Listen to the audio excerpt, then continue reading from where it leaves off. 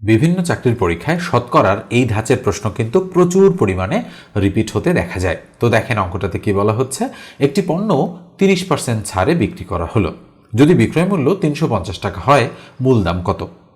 মূল দাম মানে কিন্তু আমাদের 100%-এর ভ্যালু, এটা কিন্তু একটু খেয়াল করতে হবে। অর্থাৎ আমাদের শতকরা এর অঙ্কে ক্রয় মূল্য বা মূল দাম হচ্ছে 100%।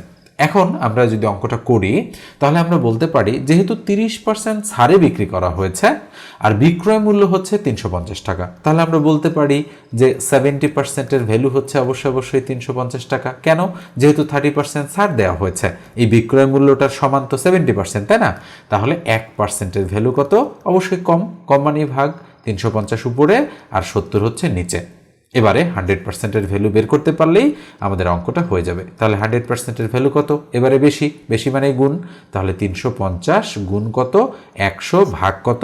ভাগ অবশ্যই আমাদের 70। এবারে কাটাকাটি করলে যেটা হবে সেটাই আমাদের কাঙ্ক্ষিত সঠিক উত্তর। 0 0 ক্রস, 7 দ্বারা 35কে কাটলে 5 7 35, এই শূন্যটা আমরা এখানে দিয়ে দিলাম।